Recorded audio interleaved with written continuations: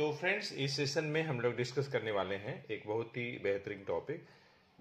आप देख रहे होंगे कि हेडिंग है Newton's first law of motion, और ब्रैकेट में हमने लिखा है a special case of Newton's second law. मतलब Newton's first law of motion जो है न्यूटन्स सेकेंड लॉ का ही एक स्पेशल केस है। इस बात को मैं यहाँ लिखा हूँ और इसे हम प्रूफ करने वाले हैं। तो देखिए, हमें स्टार्ट करना है Newton second law of motion से।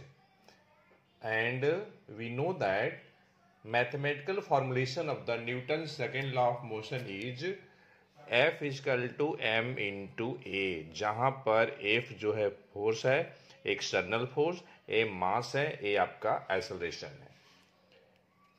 And we know that acceleration equals to v minus u upon टी। तो ए की जगह पे हमने रख दिया v minus you upon T.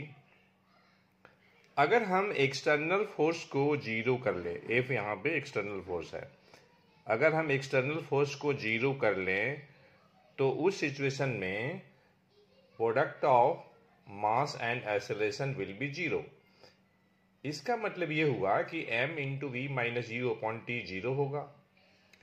और हम जानते हैं कि अगर दो क्वांटिटी का प्रोडक्ट जीरो है तो उसमें से कोई एक क्वांटिटी डेफिनेटली जीरो होगा, मास जीरो हो नहीं सकता।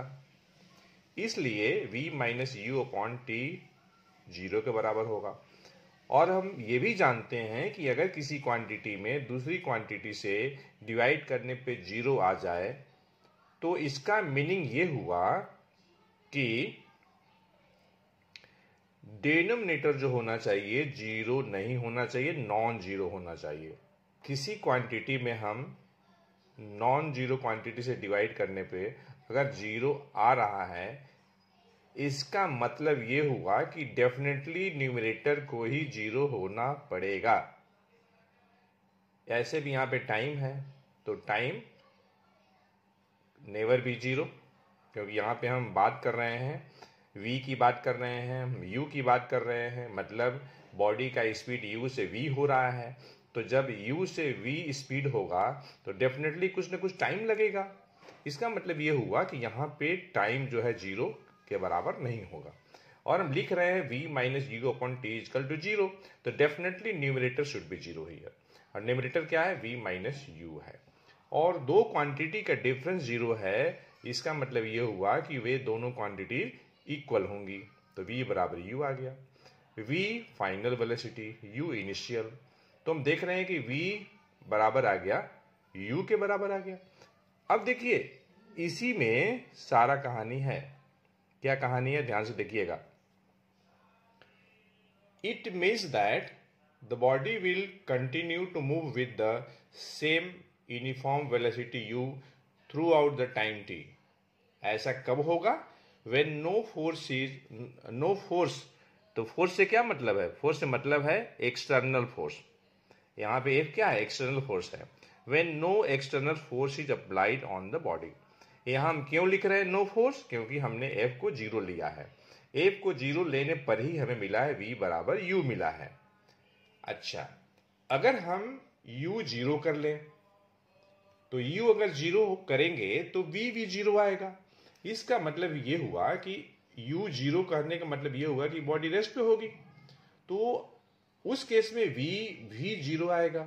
इसका मतलब ये हुआ कि अगर कोई बॉडी इनिशियली रेस्ट पे है तो it will continue to be at rest when no external force is applied on the body.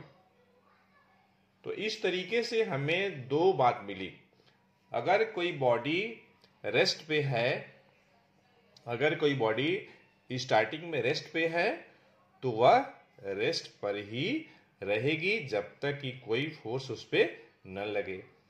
और दूसरी बात, अगर कोई बॉडी किसी सर्टेन वेलोसिटी के साथ, सर्टेन वेलोसिटी u के साथ मूव कर रही है तो वह उसी वेलोसिटी के साथ पूरे टाइम तक मूव करती रहेगी अगर उस पर कोई एक्सटर्नल फोर्स एक्ट नहीं हो रही है।